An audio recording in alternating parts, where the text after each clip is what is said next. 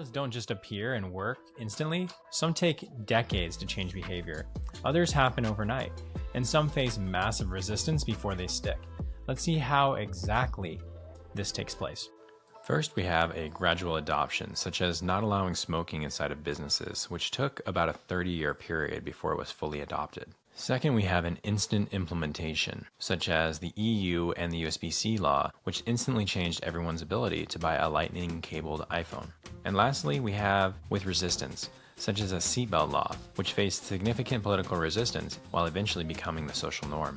Let's start with smoking bans. In 1971, this was completely normal. Smoking in offices, restaurants, even airplanes. But watch what happens over the next 30 years. In 1971, first workplace smoking restrictions started in tiny pilot programs. And then in 1988, there was a ban on airplane flights under 2 hours.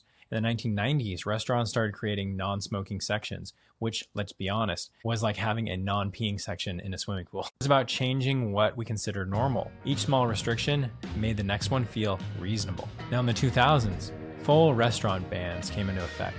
In 2010s, public spaces, today, smoking indoors feels so wrong that most people can't imagine it was ever allowed. This is gradual adoption, when laws slowly reshape social norms over many decades. But sometimes laws work completely differently, like when the EU decided enough with the proprietary charging cables of Apple. Now, on December 28, 2024, that was the day. After this date, you literally cannot buy a new iPhone with a lightning cable in Europe. Not Apple stores, not Amazon, nowhere. The EU's market is so big that when they set the standard, it becomes the global standard. This is what is called the Brussels effect. Now, within weeks, globally, one of the most common cables in the world just disappeared from all of our devices.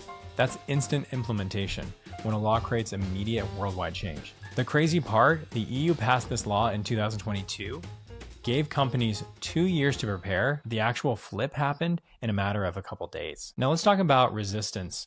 In 1984, New York became the first state to require seatbelts. Well, people were furious. They literally cut seatbelts out of their cars. There were protests, people called it government overreach, an attack on personal freedom. Look at this data. In 1983, only 14% of Americans wore seatbelts, the laws passed, and not much happens immediately.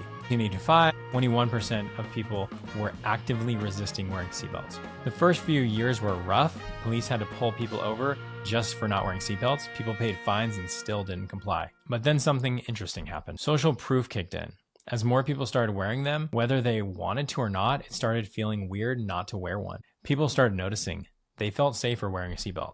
By 1990, 49% of people were wearing seatbelts. By 2000, 71% of people were wearing seatbelts. Today, over 90% of people wear seatbelts. It took almost 20 years to go from active resistance to social norm. Now, your car literally beeps at you if you don't wear a seatbelt. And most people can't imagine driving without it. So here's what's fascinating. The same society can respond to laws in completely different ways, depending on the context. Smoking bans worked gradually because they aligned with growing health awareness. The USB-C mandate worked instantly because it was about standardization, not about behavior. Seatbelt laws faced resistance because they felt like government control over our personal choices. The pattern isn't random. It depends on whether the law feels like it's protecting you, fixing a problem, or if it's controlling you. Understanding these patterns helps us predict how new laws might unfold. Will AI regulations be gradual, like smoking bans, instant like the USB-C, or face resistance like seatbelts? The next time you see a new law, ask yourself, is this trying to change culture, fix a technical problem, or change personal behavior? That might tell you exactly how that law will play out in the next 30 years. What law do you think will be the next big change? Subscribe for more videos like this about the world and how it works with the law.